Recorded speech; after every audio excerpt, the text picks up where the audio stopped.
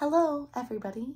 It's Allie and it's Thursday, which means you made it to the T. Congratulations. Thank you so much for being here. I really appreciate it. As always, I hope everybody has had a fantastic week.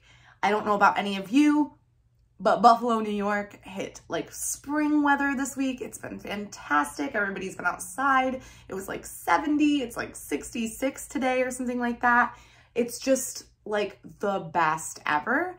I'm not getting excited too quickly though, because I'm smarter than that. And I'll tell you why. Last year we had a nasty blizzard in April after we had weather like this in March. And then we got snow again in May. So I don't trust any of it. But now that we've talked about the weather, let's talk about some Dear Allie questions. I have a few that were waiting in my inbox. So I was like, I'll just answer them for y'all, for all of you. If you ever have any questions that you would like to see answered in an email or just in general, send an email to dearallie@bodycandy.com and I will promptly respond the best that I can. If you have a shipping question or an order question, anything like that, that needs to go to customer service, and they can be reached at sales@bodycandy.com. All right, so our first question this week is from Gloria. Gloria said, Dear Allie, I got an industrial bar piercing about 3 years ago. I cleaned and took care of it properly, but still got a bump on the back side of my ear. How can I get rid of it, or is it too late? Thanks, Gloria. Okay, Gloria, there's some information that I don't have, so I'm going to fill in some gaps for everybody and kind of give everybody a well-rounded view of how to respond to this. I'm going to guess that you've had your bump for a while. It sounds like you've had it for a while. If you haven't, for some reason, if it's fresh, definitely go to a piercer or go to your doctor. There's a chance that they can, you can get a steroid shot or something like that that might help you, or a piercer might be able to give you information that would help you heal it naturally. If you've had the bump for a long time, if it's actually a scar, an actual keloid, instead of just a bump,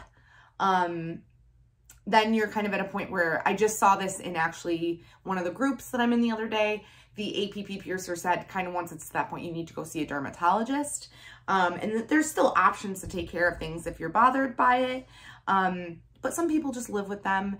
I had my double helix done with a piercing gun when I was younger, at Claire's or Piercing Pagoda, something like that, something that I shouldn't have. And I took them out because I was having problems with them, and I did have bumps and they did go away, but I took it out quickly. So everybody's body is different. I highly suggest going to a professional and having them look at it and kind of assess where you're at. Or maybe I answered your question because you're going to know how long you had your bump. So thanks for writing in, Gloria. Bree said, hi, my name is Bree. My question is, I have to wear double masks at my job and I have an industrial bar.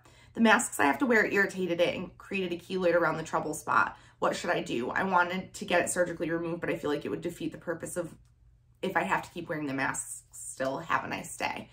A few things here. So this sounds like a position where we're actually going to be completely opposite of what we were just talking about. That question from Gloria sounded like a keloid, like a scar. This to me sounds like an irritation bump, which is different. There might be fluid in it. It's going to be fresh. You're bothering it. You're creating friction and trauma on your piercing, and it clearly doesn't like it. So first things first, I don't think you're necessarily in a position of having to do anything surgical, although you did acknowledge, and you're totally right, if you don't stop wearing the mask in the way that you are, you're going to keep bothering it. So there's a few solutions here. There are a ton of really cool videos online. Maybe I'll make you guys one, but I can definitely direct you to one if you're interested, if anybody's interested, in ways to convert your mask so that you don't have to wear it around your ear. I have actually a few of the physical masks that I've bought, or material masks, I should say, have come with converters as well. So I can choose to wear them around my ear or turn them into where they clip around the back. There's a ton of different ways to convert. So it sounds to me, if you're wearing double masks, like you might be, in I don't want to say medical field, but something where somebody's being careful, which is wonderful. So just double check. I don't see why it would be a problem if your mask wasn't going around your ear, because it's still going to be suctioned and safe to your face, and you're still going to be double masked. So don't think you have a kind of problem where you need surgery, but you're probably going to want to really gently clean it with saline, not even gently, clean it with saline solution, the sterile solution that you buy in the containers, in the shower once or twice a day, or over the sink for the second time of the day. Keep it clean. Try not to cause any trauma. You should go see a piercer for sure. Double check that that is in fact what's happening to you and that it hasn't gone any further. And they might even have suggestions on masks for you. So I hope that answered your question, Bree. I know that was a little winded, but I'm doing this on the fly, y'all. I don't like to prep too much because then I feel like it sounds canned, and I want you all to hear like how many different ways things can be handled. Everybody's anatomy is different. Everybody's body is different. Everybody heals differently. There's all sorts of factors with every single question. Our last question today is from Sierra, who said, hi, I recently got a belly piercing and it's infected. What do I do? My parents won't take me to a doctor, but it's itchy and red. So first things first, you recently got pierced. Hopefully you went to a reputable studio / reputable piercer, APP certified when possible. You can always go to safepiercing.org to search for an APP piercer in your area. That just means that they are part of the Association of Professional Piercers. They do continued training and are very up-to-date and over-educated, really. There's no way to be over-educated, but they go above and beyond the bare minimum of expectations of education. With that being said, because a lot of things are closed right now too, a lot of these people are willing to do Zoom calls. So you should definitely try to contact some shops in your area, somebody that you trust. But also, like, if you really think that you're in an infection period, like going to the doctor is probably not the worst idea. Maybe you can get your parents to take you back to the piercer initially, and then maybe your piercer can recommend that you go to the doctor. Sometimes that helps. But if you think that you're having an issue, don't just take out your jewelry. Make sure that you go see a professional, because you can cause more issues, which I learned from doing this. Because one time I was like, well, take the jewelry out. Like, if you're having a problem, like, just take it out and keep it clean.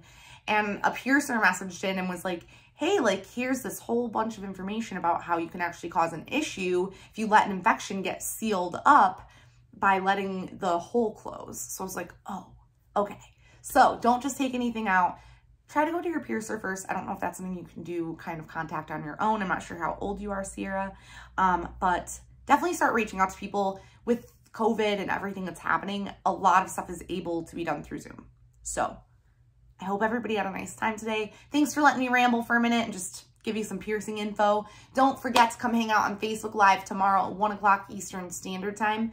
We will be doing our gift card giveaways, Q&A sessions. We hang out. We have a really good time. We look at jewelry. It's a really fun time. So I'll see you all very soon tomorrow at 1 o'clock Eastern Standard Time. All right. Bye.